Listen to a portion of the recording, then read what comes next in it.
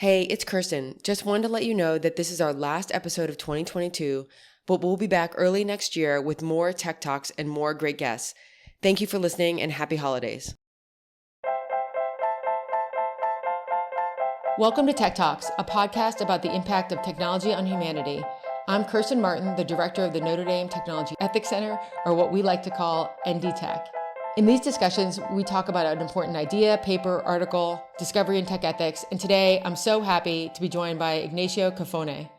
Ignacio is an assistant professor and Canada Research Chair in Artificial Intelligence Law and Data Governance at McGill University's Faculty of Law.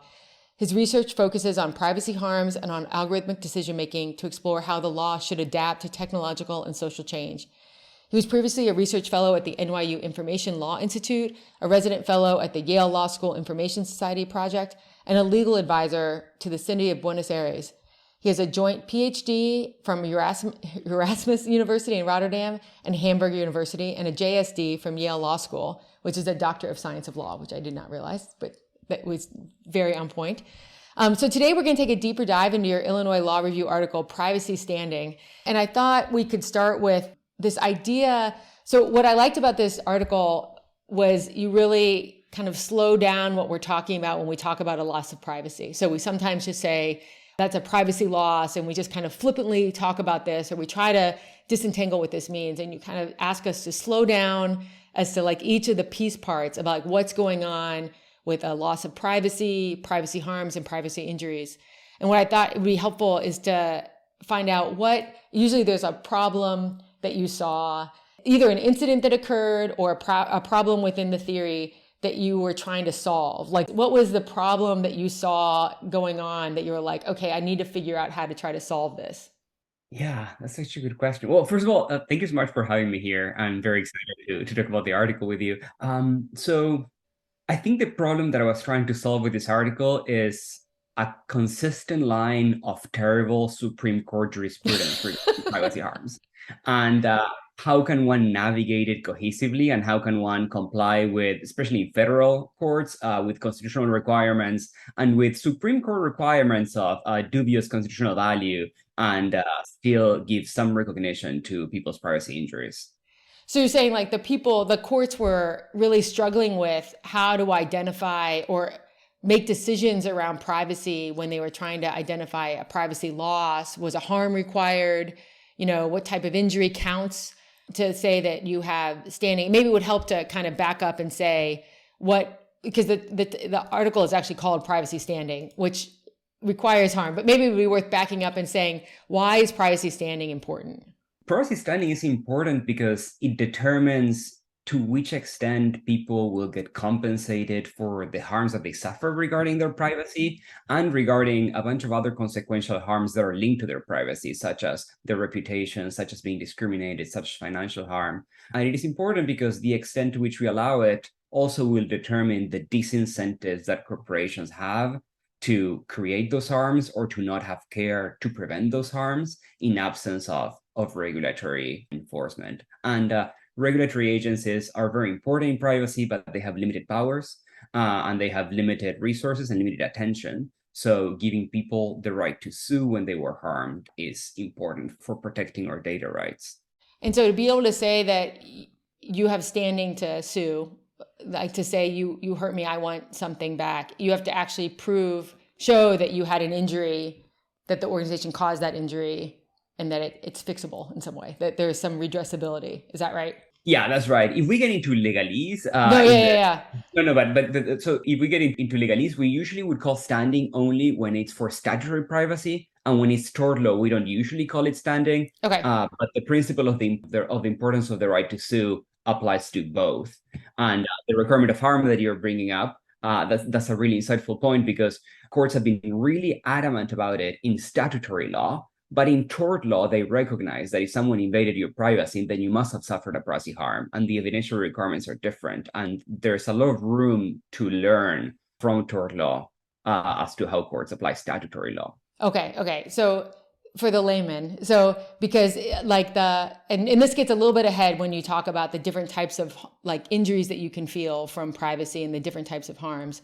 But the idea is that sometimes you can just have a harm just from the loss of privacy. You don't have to say, I had a reputational harm. You don't have to say any of that kind of later on harms that you get from the loss of privacy. It's the loss of privacy itself that can be considered a harm.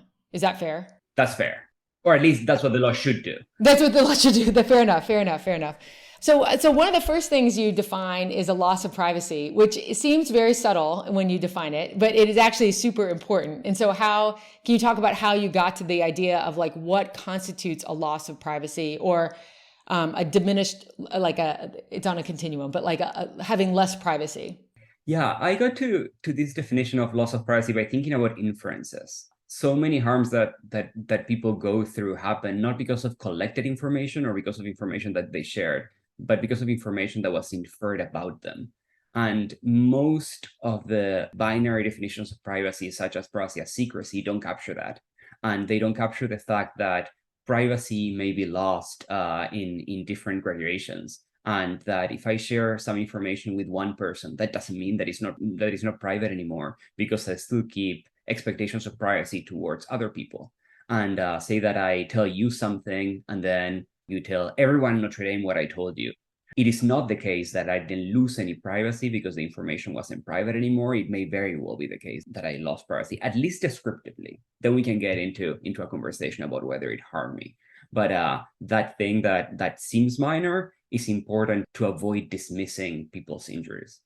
Right. And so the casual way that people have talked about loss of privacy is actually an idea around secrecy, which you mentioned, or sometimes control. But the same idea goes towards if you hand over privacy to someone or an organization, disclose it in some way, either typing it into a box on their webpage or their app, telling it to somebody. It could be all sorts of ways. That's actually where the privacy loss occurred, in like handing over your data. And you're saying that actually that what they do with the data can actually constitute a new privacy loss. That when they hand over the data, there's still a privacy expectation about how that will be used or shared. And the loss of privacy depends on whether somebody else actually gains probabilistic information about the observed, which gets away from this idea of whether they actually collected no data about you. So you could have not shared any additional data to me, but I figured out more information about you, and that can still constitute a privacy loss. Is that? Exactly. Yeah, that's exactly right.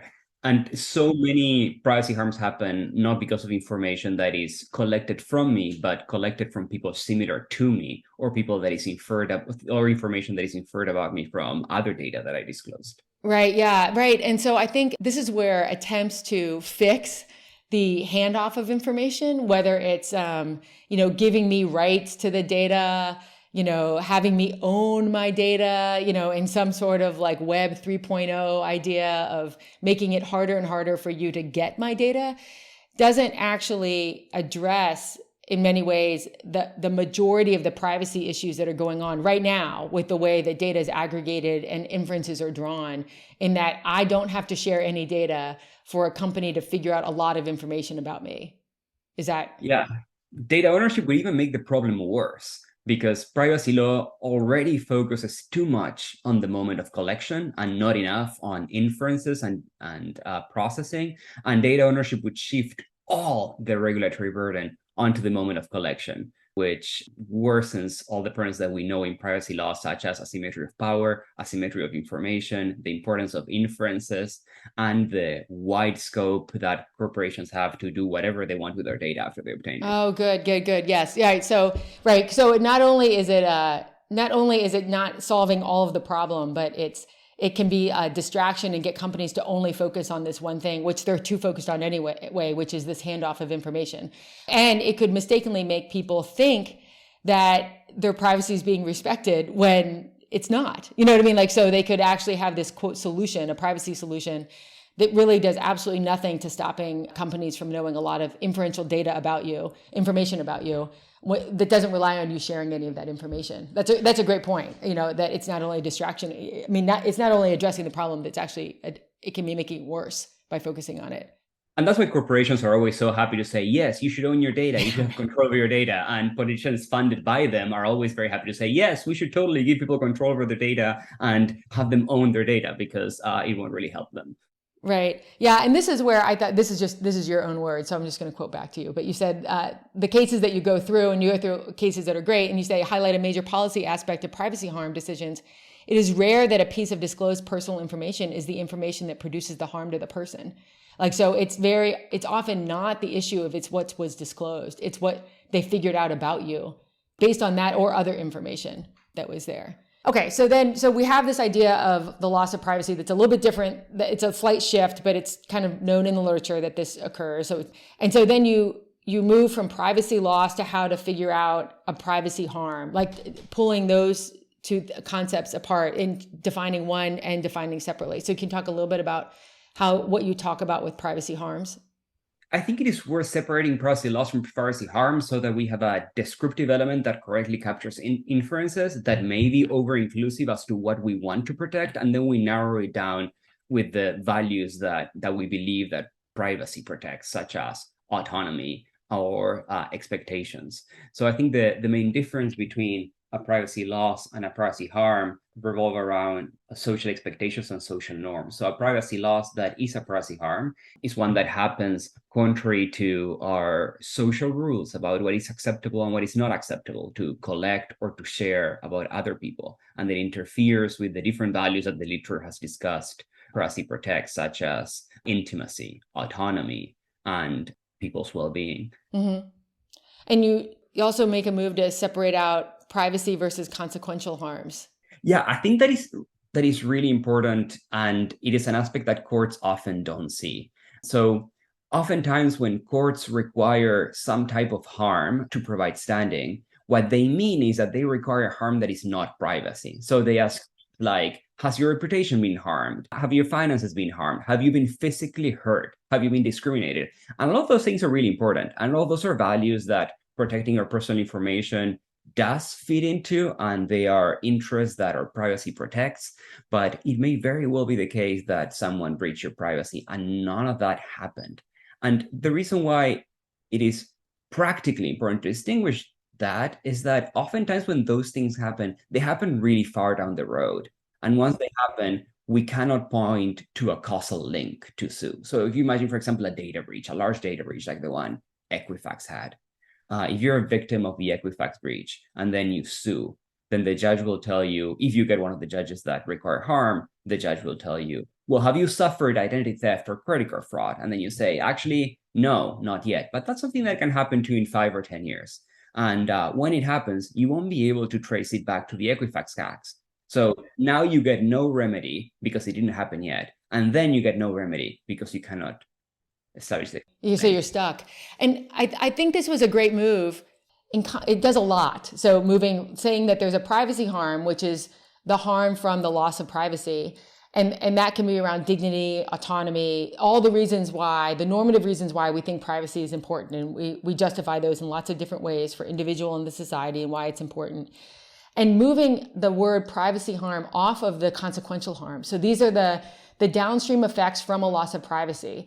And so this could be, I'm unable to get a job. My reputation's been harmed in this way. I was denied a mortgage, like things that we can put in a spreadsheet and we can sum up and we can say, this is actually the value of these consequential harms. And the move is wise because we previously, in calling them privacy harms, we actually placed too high of a burden to be able to quantify the harm of actual privacy harms, if that makes sense. So we tended, when we called them privacy harms for the last 20 years, or more, like for a long, long time, we would call them privacy harms. And people did work like Ryan Calo about objective versus subjective privacy harms and trying to tease out what was going on under the general rubric of privacy harms. But what this move does is it allows us to talk about consequential harms as a different category with a different name. And so we're less likely to hold them up against one another to say, well, you have a lot of these funny things that really aren't quantifiable in the courts or to an organization to say, well, what harm is there? What's the privacy harm? When some were quantified and some were not, it was a tough battle. And in calling them consequential harms, it really is helpful for organizations too, to be able to say look, there's a privacy harm in and of itself. We can also talk about consequential harms, but this is considered, harmful, and we don't even have to put a number on it. Yeah, and some institutions like the Knight Institute, for example, have done really productive litigation with mixed results by telling judges, because all these consequential harms materialize later on, and then we can prove the cause, what we should take into account is the risk of those consequential harms. And that's way better than the status quo. However, it has two limitations. The first limitation is that it's a larger departure from the existing legal requirements than to just recognizing that privacy harm also exists and is different from those, because then we would have an actual harm to tell federal courts that they need to recognize. And second, as you were saying, oftentimes proving the risk is very difficult. Right. And if we have a recognition of the privacy harm, then we could remedy that and then remedy the actual consequential harms downstream. I just think that's it's a move that you make within the article, and I will use it a lot because I think that it's really helpful to kind of cordon them off as separate and consequential, but not exactly, but leave privacy harms for the label of actually the harm from the privacy loss. Okay, and then you make a third move. So it was the privacy loss move, the privacy harm move, and you make a third move from privacy harm to actionable privacy injury. So can you talk about that kind of subtle difference? Yeah, so that's mainly to satisfy the law that federal courts have to follow from the Supreme Court. Okay. If we didn't have Article 3 constitutional requirements as delineated by the Supreme Court, so if we were at a state court, for example, then possibly we could say that privacy loss plus privacy harm is enough to sue. But we do have a requirement of showing in most legal contexts that whatever privacy harm accrued has to be the consequence of a legal wrong to be actionable. Got it. And there are different ways to define that legal wrong. One way to define that legal wrong is the breach of a statute, but judges could get more creative in satisfying that legal wrong by interpreting a tort more expansively, particularly their state courts. Okay, got it.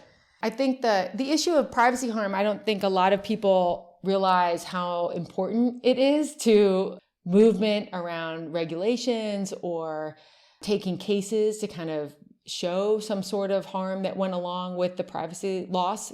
Previously, that it's really difficult, especially with before when they were just focused on contracts and not really open to talking about torts and harms, and would really overly focus on this handoff of information and whether or not there was some sort of breach of what was promised, versus understanding that like harms can come regardless of that handoff of information when no information was ever gathered about us. Yeah, there are some historical, and particularly in the US, notice and choice has had such a prevalence in the way that we think about privacy. To the point that now we think it's almost silly to think about privacy in terms of, well, companies have to be really clear about what they do, and as long as they're clear, they can do whatever they want. And there are movements to depart from that. There are really important principles, particularly in state legislation that have been enacted. But I think even the most robust versions of the legislation that we have, such as the CCPA, have room for improvement if they move further away from recognizing that people can waive things through consent and have a larger focus on actually reducing the harms that happen. Well, and I think your point about ownership of data is being a distraction. I mean, notice and choice in many ways is the initial distraction, like where it actually did a lot of damage by, I always jokingly say, we told them to just focus on consent and notices, and businesses did it for decades. That's what we told them to do. So, and we told them, whatever you do, don't make a falsehood in that notice. And so they just made no claims whatsoever in their notices. And so in some ways they were extremely responsive, to the regulators in the United States, in that they did whatever the FTC and others wanted, in that realm. So yeah, there's some amazing cases like the Snapchat cases that got sanctioned by the FTC for over-promising, and then as a consequence had actually minimal changes in the way to handle the data and large changes in how they describe it. Right, exactly. Right. So like that's what I mean. Like they're very responsive. That's in some ways. In some ways, it's why I always say, like, whatever we decide as a society is important to regulate or court cases to bring and adjudicate, businesses will respond. And in some ways, this idea that they're going to go under if we ever do X is, I'm like, oh, they will figure this out. They figured this out in the past, and they actually are extremely responsive. And in some ways, that's a great example of like, oh, the notice was too clear. Yeah, exactly. Yeah. Right. Yeah, I can fix that. I can actually make it obscure and actually like lessen the amount that I'm promising you that I would ever provide in terms of privacy protection. Yeah, particularly when the regulations address not the business model itself, but aim at reducing the undesirable consequences from the business model, such as privacy harm, then businesses can adjust. It will be more difficult to tell businesses, oh, it should just all stop collating data and making inferences, because then it will be more difficult to adjust. But if you say something like, well, you may be liable more often for the harms that you produce to people when you're making money, then that is the way that the law deals with so many other areas where companies are making money and producing unintended harms. Right. And in some ways, and this is where businesses are, just not, what we were talking about beforehand is just not keeping the collected data and making inferences about it. And we don't have a method of dealing with that right now. And even though there's a loss of privacy, they have new knowledge about us that we did not give them, or did we think about them having, and there could be a harm from it. But there is a harm from a privacy loss, and there could be actually an injury as well. And we are not thinking about, or we're thinking about it, but we're not used to thinking about how to do that in the law. You know what I mean? Like, so we're struggling. And the ways that we have to think about it, like the purpose limitation principle and the data minimization principle, are so onerous that then we end up not taking them very seriously. So the purpose limitation principle, for example, would be great to address some of that, to say that, well, they have to have it for a certain purpose, and then they have to acquire consent again, whatever that means. And it's not that difficult to have a different purpose. But then because companies often don't know what purpose they're going to give the data later on, we end up accepting very wide purposes like marketing. So we end in this weird dichotomy where if we took the purpose limitation principle, which is actually protected very seriously, then the cost would be enormous. So we take it not seriously at all, and then it's almost not having it. While other solutions that try not to address the business model directly, but the undesired consequences from it, like a more robust liability system, would be better in that sense. Yeah, that's a great point. I remember there's, if you ever read back into like the 1960s, economics of information stuff, that all this is built upon. Like, so all the notice and choice is kind of built upon these like three people in Chicago, in the 60s. But they assumed that we would never buy and sell data, that it would always be, they literally assumed it would always be cheaper to always just ask Kirsten again for the data. Yeah. And they never imagined a data market. They literally said like, well, no one would ever buy and sell it. It would always be better just to go back to the individual and ask them for that data again, because they thought that the only place that you could actually hold on to that much data is the government. So this idea of like asking permission and that being like the way that you can make sure that you trust whoever has your data, and that's the fix, was literally premised on an old marketplace, that just doesn't exist anymore.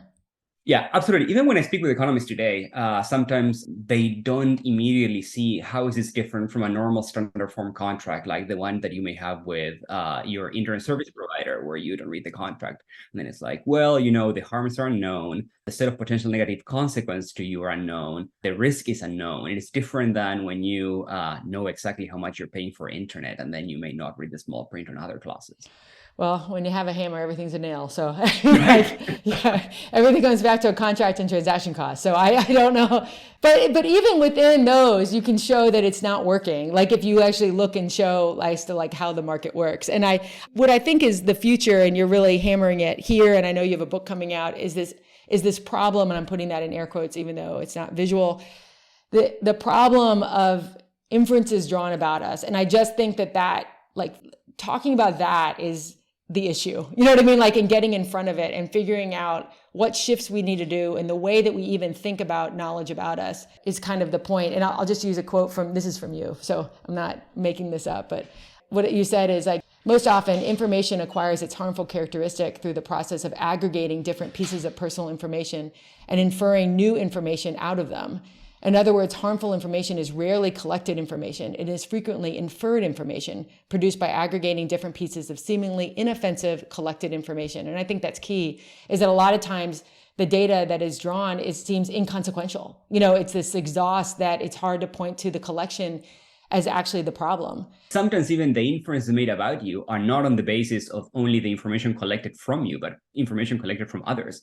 So consent is absolutely irrelevant. Right, right. Yeah, in fact, they might only need a few pieces of inconsequential information that I think they have and they should have, like let's just say my age and my gender and where I went to school or something like that. But they know a ton about a million people that are just like me. And so then they're able to draw inferences about me. You go on to say, when we share something about ourselves, we simply do not know what other information is out there for malicious actors to aggregate and use. And then thus, if no remedy is provided for each illegally disclosed piece of information that contributes to that aggregation, but then the aggregation that can produce harm is invisible to the law, no remedy will ever be provided. So, and this is like this sticking point that we're at, where the collection was what we're going to call unproblematic, you know what I mean? Like, or maybe it didn't even occur. There was no collection of data. And yet the aggregation of that data is literally invisible to the law because we don't see it as something that's, we should care about.